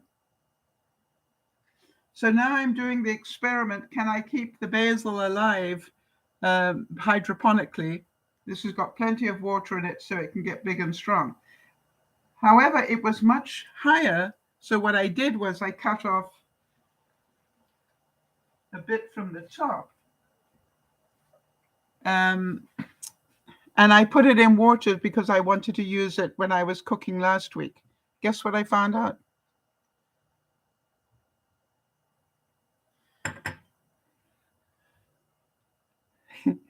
In a week. So now, think again. Did it give me pleasure? How excited do you think I was when I saw that? When it grew roots, Sal. You don't have to grow it from seeds. Now you can just take cuttings and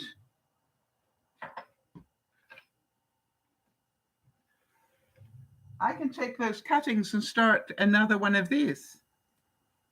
Or I can take that cutting,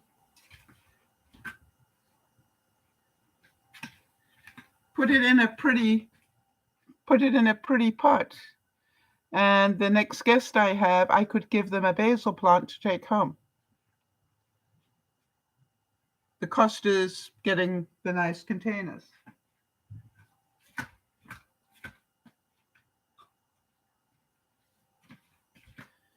But guess what? I have a rotation about getting containers. Why? I know I'm getting better at keeping things alive. I've spent 2 years playing this game, doing rotations on plants. You understand, this isn't by accident that I have a green thumb, Jody.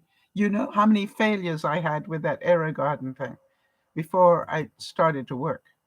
So, you know, it's about, I'm now doing the same with parsley and everything else. And now as my friends come to dinner or whatever, I send them, you know, do you have basil at home? No? Oh, okay, here's your plant.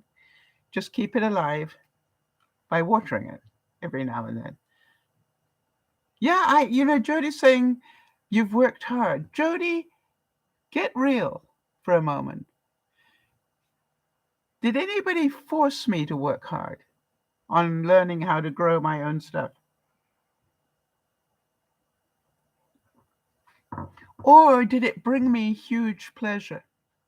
I was thinking,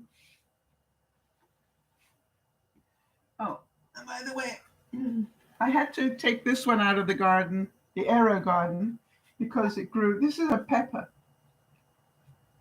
So I was thinking, see, that's what happens to my mind. My mind goes, that is awesome. I can't believe that it's grown that much. And look at the roots on this one. Funny enough, even though the plant is even bigger, hang on, that's really quite wet. I don't want it to drip onto my computer. Look, it doesn't have much in the way of roots, but look how big. This is a pepper plant. Now, we haven't got a pepper yet. That would be another step forward. But Last year, I couldn't get a pepper to grow that much.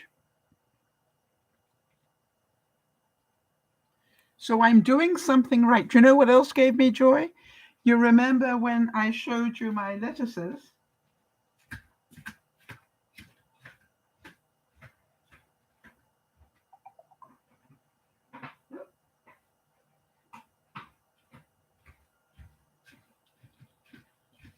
They're still growing nicely, thank you. All right, these are I buy a butter lettuce and I eat the leaves on the outside and then I leave about that much. Leaves and leaves, all right? So that it will continue growing from the inside. It's all growing. Now, Benji was so impressed with this that he started to do it. And I said, I'm just growing it in water. I haven't got earth and stuff. And this is the original little pot it came in. That's got a little bit of earth in it, but that's what it comes in when you buy a living lettuce, right?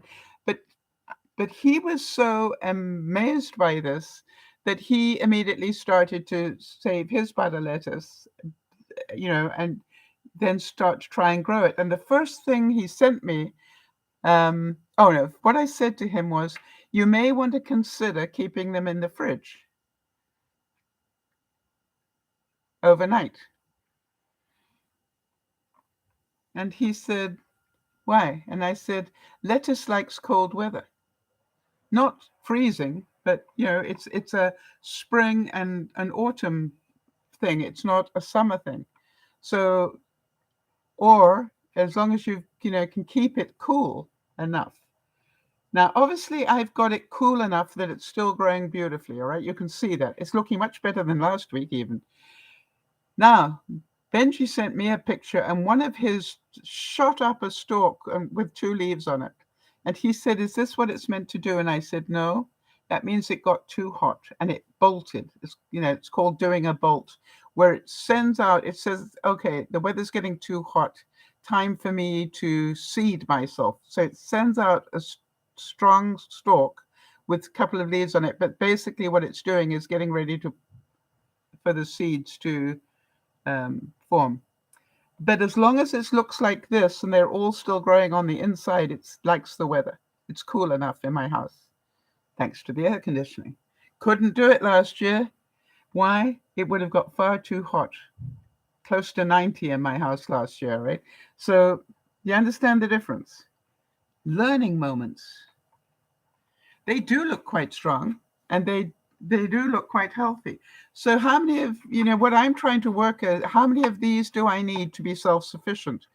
I think probably 2. I'm looking at the rate at which these grow, maybe 2 or 3 packs like this. Oh, by the way, these, nice container. See, everything to me is on purpose. Guess what?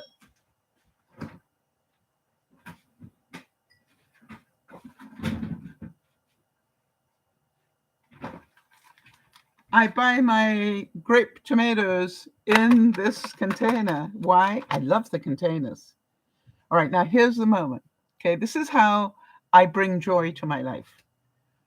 For those of you who are watching right now, even if you're watching it on the replay, how many different uses could you think of for this container? In the kitchen, in your laundry, in your craft room, in your bedroom, in your bathroom. Do you understand how useful that little container is? And remember what I learned. I learned that if you want to minimize and downsize, number 1, you need to purge. Number 2, you need to contain. You know what I found out? My vegetable drawer was always a mess. I've got about 6 of these now, and one of them has peppers in it, one of them has cucumber in it, one of them has, right? But they're all in their own container now. They're not just all hucked in there. Jody's saying, what about a drawer organizer? It makes a great drawer organizer. No problem at all. So you understand everything, be mindful. I hate one-use plastic. But if I can find use for plastic, then I'm not wasteful. what I'm doing is I'm giving it a second or third use. And to me, as you know, the other sort of tomato container that's about this big, it has the grape tomatoes in it. I found out they're great for putting your popcorn in and make a slightly bigger hole and getting rid of the kernels. So, actually the strawberry container is good for that. So, it's all about be aware of the moment before I throw this out. Now, the trick is if you're trying to downsize, you obviously want to make sure, do I really need this? So my answer is, do I need these containers? At the moment, yes. I'm finding them very useful, and my whole house is getting tidier because everything's getting contained in its own little container. Can you imagine how much I use these in my craft room? Or for my stationery, one of them's got paper clips and rubber bands in them. It's just like I'm finding all sorts of uses for them. And that brings me joy. What I'm trying to get you to see is these things I don't do by chance. These things, I know that achieving things makes me feel better. Achieving things makes me feel better and keeps me out of depression. It's when I spend my life sitting and watching mindless videos nonstop. All right. I want to tell you, I know why TikTok is so successful. All right. Every now and then I end up on there and watch one thing, and the next thing I know, 3/4 of an hour is gone, and I'm going, that was such a waste of time. I could have planted a whole lot of seeds. I could have done something with my day. And that's what scares me just a little bit. What scares me just a little bit is that this next group of young people are going to be so used to being distracted as part of their entertainment. How will they learn focus? And will they need it? Why? Because will the planet be so hot there won't be a planet for them to be able to live on? Jody, I think you were saying that in London, tarmac was melting. It's so hot that the tarmac is melting. That makes the roads impassable. Never mind the fires. It's just like roofs, that have tar on them, tar paper roofs, melting. It's like, think about the destruction that is going on and be mindful of it. So, you look at it all and you can be depressed by it, or you can be, make a plan. Know that you no longer put tar roofs on, anything that contains tar on your roof. Why? Because the chances of it getting worse is greater. Be very careful if you buy a house not to buy it next to a forest. With global warming doing what it's doing. Make sure you're not in a flood zone. I want to tell you, one of the first things I did when I thought about buying this place was to check the floodplain around here. Worst case scenario. What is the edge of the floodplain? And knowing that the floodplain will grow every year, will it be enough to affect me? So you look at it and you go, we can see all these things and be aware and grateful, or we can be depressed by it all. I think that the time in my life where I got sucked into depression was when I couldn't get myself out of the negative thoughts. I could not control my mind enough to get out of it. And the reason I couldn't was because I didn't know how important fresh air, exercise,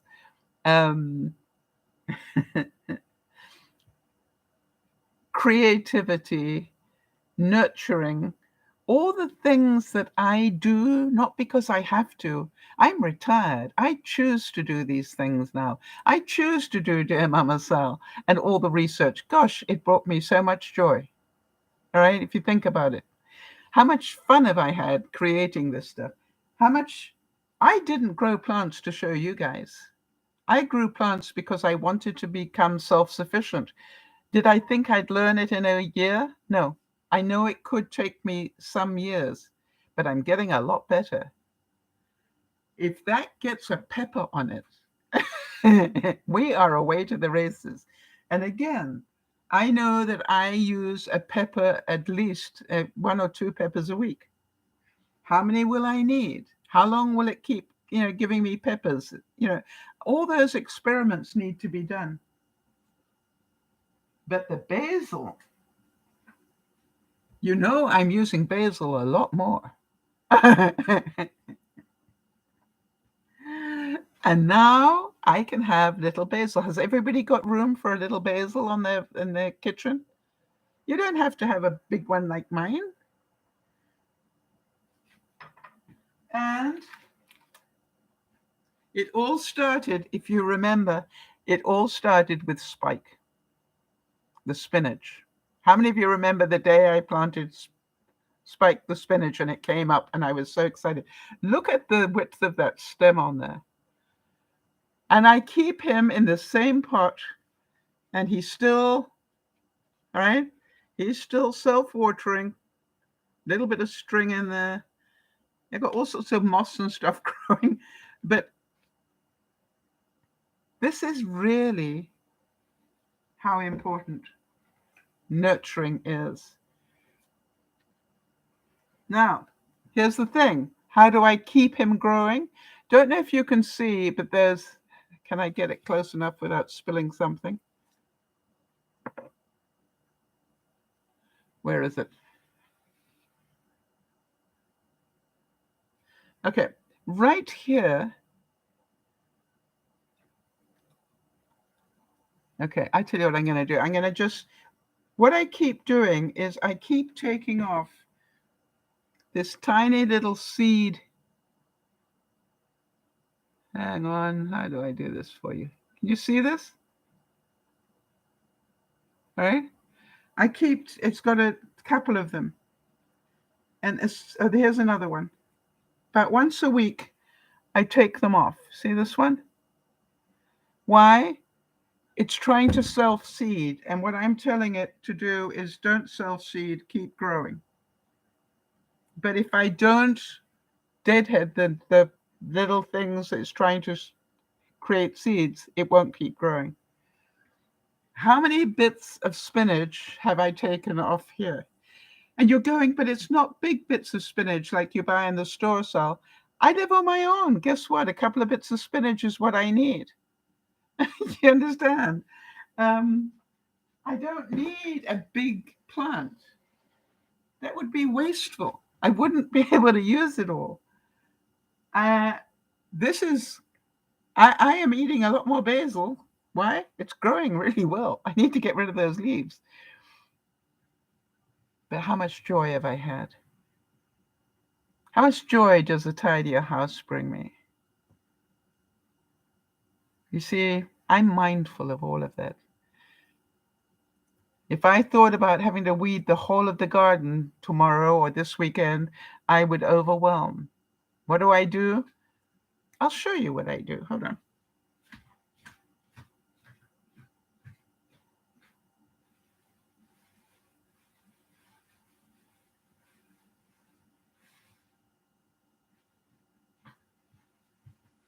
And we all know that weeding is backbreaking work. So guess what? When I go to do my watering, I take a plastic bag on my arm like this while I'm watering, like that. And with the one hand, I'm watering, and with the other, I'm looking to see, do I need to deadhead anything? All right. And I have a pair of scissors with me. I'll cut off a deadhead, pick it up, put it in here. I am multitasking the time. I am doing more efficient work, not more work. It's more efficient. One of my great joys, I know this will sound strange to some of you, one of my great joys is when Dougie cleaned up the yard in October for me. And he was going to throw all the leaves away into the recycling. I said, no, please pack them in these big contractor bags that I've got, all the leaves. So he said, what are you going to do with them? I said, I'm going to use them.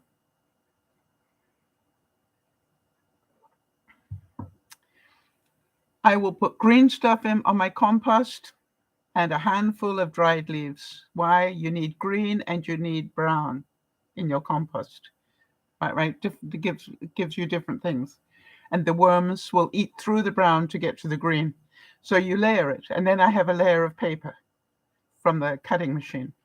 You see, I'm getting my life to work for me.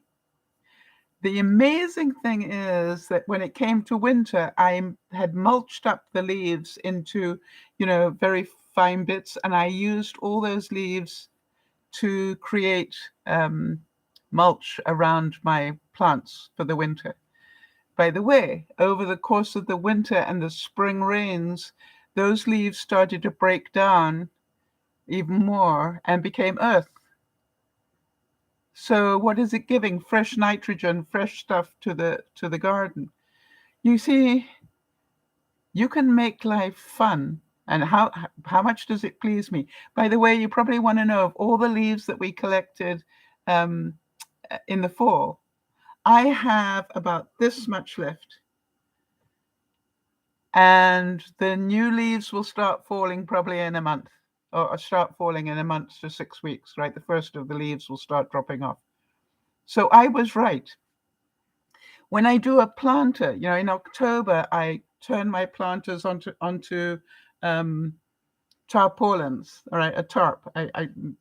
And pull the plants out, put a whole stack of new leaves at the bottom, because I've got plenty in October, all right? Put a whole stack of new leaves in the bottom and then put it up. During the year, I take those leaves and I dig them into my vegetable garden. I've got one section of my vegetable garden that is purely processing leaves, all right? I mix them up, and when I've got something I'm about to try and get some potatoes, I will put that all into that section, dig through it to make sure I got the potatoes out. But all that will then get mixed in with the compost that I've got there, and then it'll go back in. You see, I'm making life work for me on my terms. I do it in rotation. I know what I want. I want to be self-sufficient to as large an extent as possible, because I'm not sure I will be able to afford to eat if I don't in the long term, right? So to me, this is like, it's a lot of fun if I make it a hobby. Think about that. Cleaning is a lot of fun if I only have to do 10 minutes. You know what I mean? It's just like, how many of you know? Cleaning is a lot more fun when you can see how much you've collected. I don't know what it is. Whoever thought to make this visible so you could see what you were getting? There's so much more fun in that. I don't know why. I'm amazed how much I pick up in a day. Be mindful. Be mindful of everything. Do I make myself happy, or am I making my life sad? Am I contributing to making my life worse, not better? That's the question I want you to ask yourself. Be mindful of what it takes to be happy. And you're saying, but I'm ill, or I'm whatever. It's not about that. You got dealt a hand of cards. How you play them will decide how you survive, or if you want to survive, right? That's the whole thing about life. How you play it determines what you get out of it. And it's not about being rich or being poor. I have seen some pretty miserable millionaires in my time, but I've also seen people without any floor on they're sleeping on dirt. no air conditioning in African heat, who are a lot happier than most people I ever met in North America. It's a mentality. They're mindful. Choose between living or just existing. Yes, there is a difference. How many of you know? Imagine if I could be self-sufficient on my salads. Beetroot. I'm going to be growing beetroot soon. I've got the seeds. I'll check when I need to start planting them. I failed at that last year. I did plant them, but it just was useless. I didn't even plant them earlier in the spring because it was such a disaster last year. This is Dear Mama Sal saying, I love experiments. I love creating. I give myself time to play. I think that keeps me happy. This is Dear Mama Sal saying, have a great afternoon. You know, I'm going to be having one meeting in between in less than an hour. And then I'll see you this evening. And tonight we're going to be cooking a rustic tomato pie. I know, it's tomato season. Bye-bye for now. Thanks, Jody, for your help.